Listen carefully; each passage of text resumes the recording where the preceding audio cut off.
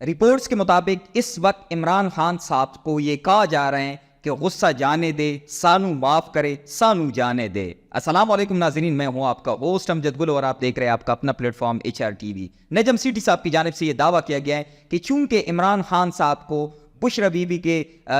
Through جو ایک توڑنے کی کوشش کی جا رہی تھی، وہ چونکہ اس میں نظام اس وقت کامیاب نہیں ہو سکا اور بشرا بی بی نے جو 9 مہینے کی ایک سختی تھی جیل کی، وہ برداشت کر کے عدالت سے ریلیف لے کے اس وقت وہ KP میں ہے اور اس کو ضمانت ملی ہے۔ اس وجہ سے عمران خان صاحب کو اس وقت کہا جا رہا ہے کہ آپ یہ غصہ چھوڑ دے اور آ کے بات کرے۔ اس کے ساتھ ساتھ ہم دیکھ رہے ہیں کہ مریم نواز صاحبہ نے ایک دفعہ پھر سے عمران خان صاحب کو دھمکی دی ہے، اور ہم دیکھ رہے ہیں کہ مریم نواز صاحبہ جو کہ ایک صوبے کی وزیر اعلیٰ ہے، وزیر اعلیٰ جیسے وہ بنی ہے، وہ ہمیں بھی پتہ ہے، آپ کو بھی پتہ ہے کہ کتنی سیٹیں پنجاب میں یا مریم نواز صاحبہ اپنی سیٹ بھی نہ جیت سکی، لیکن چونکہ اس کے باپ کی خواہش تھی کہ اس کی بیٹی کو وزیر اعلیٰ پنجاب بنایا جائے، تو اس وقت مریم نواز صاحبہ وزیر اعلیٰ ہے، لیکن جس طرح کی وہ زبان استعمال کر رہی ہیں وہ آپ لوگ کے سامنے ہے۔ جس طرح کی دھمکی ایک دفعہ پھر سے دی گئی ہے، اس سے پہلے بھی ہم نے دیکھا تھا عمران خان صاحب کے خلاف ایک پوری کمپین چلی تھی اور اس کے بعد عمران خان صاحب پہ ایک حملہ ہو گیا تھا جس کی FIR ابھی تک درج نہیں ہو سکی۔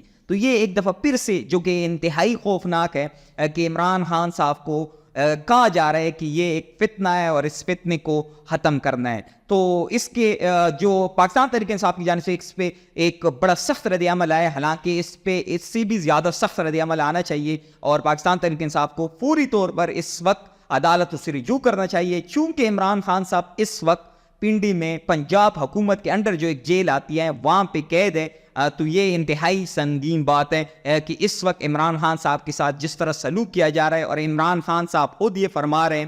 اور ہم دیکھ رہے ہیں کہ عمران خان صاحب نے ایک دفعہ پھر سے صاف صاف بتا دیا ہے کہ کوئی ڈیل نہیں ہوگی۔ حالانکہ کوشش یہ کی جا رہی ہے کہ کسی بھی طرح سے عمران خان صاحب سے ڈیل لیا جائے۔ اس سے پہلے ہم نے دیکھا تھا کہ پاکستان کی سیاست میں جب بھی کوئی سیاستدان قید ہوتا تھا یا جب بھی کوئی سیاستدان جیل میں چلا جاتا تھا تو نظام اس کے ساتھ ڈیل کر کے اس کو یا باہر بھیج دیا جاتا تھا یا اس کو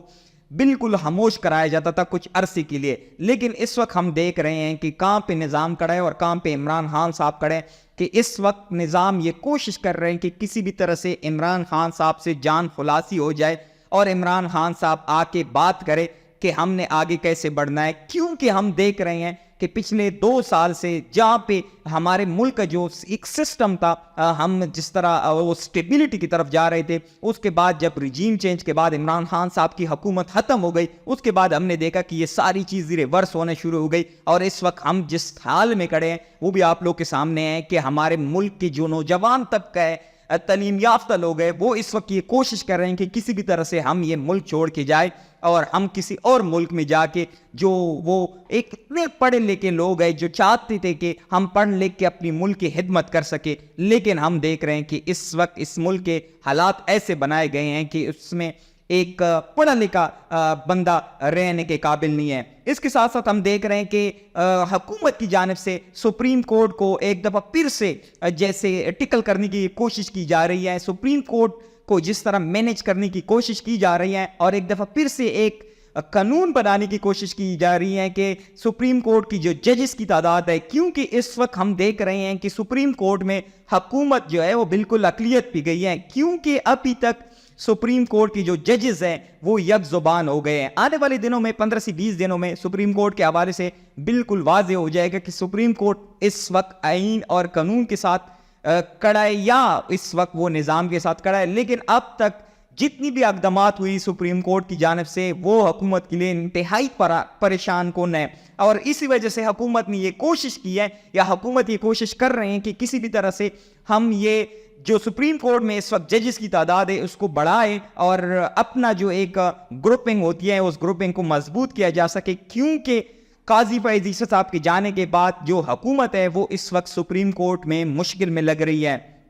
اس کے ساتھ ساتھ ہم دیکھ رہے ہیں گنڈپور صاحب پچھلے سال ہو گیا ان کو دھمکیاں دے رہے ہیں، ابھی بھی اس نے ایک دھمکی لگائی ہے کہ عمران خان صاحب کے ساتھ جس طرح کا رویہ اس وقت جیل میں رکھا جا رہا ہے۔ عمران خان صاحب نے یہ پہلی دفعہ بتایا ہے کہ مجھے جس حال میں رکھا گیا ہے،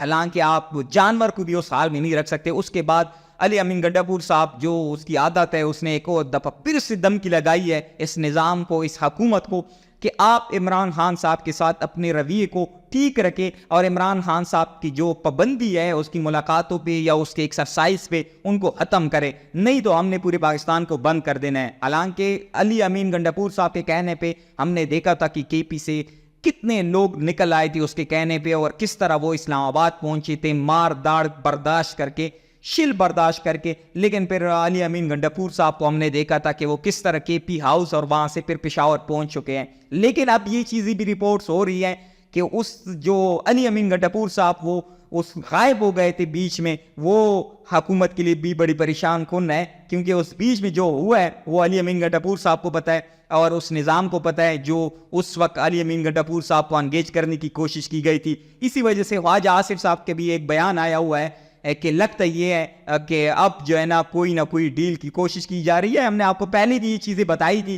کہ میڈیا پہ ایک بیانیہ بنانے کی کوشش کی جائے گی کہ یہ کوئی ڈیل ہو رہی ہے، لیکن اصل میں جو ڈیل ہے وہ نظام اس وقت عمران خان صاحب سے مانگ رہا ہے۔ اس کے ساتھ ساتھ فسیت کی جو ایک حد ہے وہ ابھی رکی نہیں ہے، یا وہ ایک جو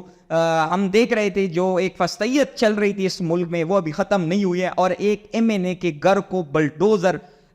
سے بالکل آپ سمجھے کہ گرا دیا گیا ہے، جو کہ انتہائی افسوسناک ہے۔ اس کو ایک سزا دی گئی کہ آپ نے 26ویں آئینی ترمیم میں حکومت کا ساتھ کیوں نہیں دیا، اور ساتھ ساتھ جو لوگ ہیں ان کو ایک اور بھی پیغام دیا جا رہا ہے کہ آگے بھی اگر حکومت 27ویں آئینی ترمیم کی کوشش کریں گے تو آپ لوگوں نے اس کے ساتھ کھڑے ہونے ہیں۔ اس کے ساتھ ساتھ ہم دیکھ رہے ہیں نظام نے ایک کوشش کی تھی کہ پاکستان تحریک انصاف سے بندوں کو پریس کانفرنس کروا کے فارغ کروا کے پوری پارٹی کو ہم ختم کریں، لیکن اس چیز کو ہم نے دیکھا کہ اس کے بعد نظام کو اسی چیز کا نقصان ہوا، نہ کہ پاکستان تحریک انصاف اور عمران خان صاحب کو،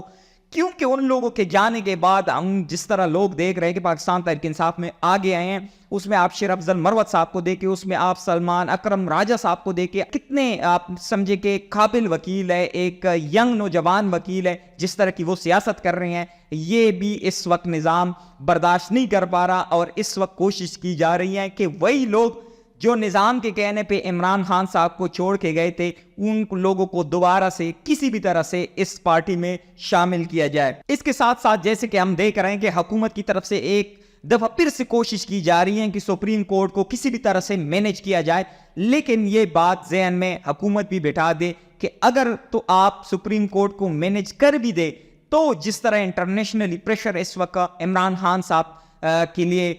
اس وقت آپ پہ پڑ رہے ہیں، آئندہ آنے والے دنوں میں یہ پریشر آپ برداشت نہیں کر پائیں گے، جس طرح کی امریکہ، برطانیہ اور ناروے سے خبریں آ رہی ہیں۔ اور اگر تو ٹرمپ یہ جو ایک الیکشن آ رہے ہیں یہ جیت گیا تو اس حکومت اور نظام کے لیے گھٹنے ٹیکنے کے علاوہ کوئی راستہ نہیں بچے گا۔ اب تک کے لیے اتنا ہی، والسلام۔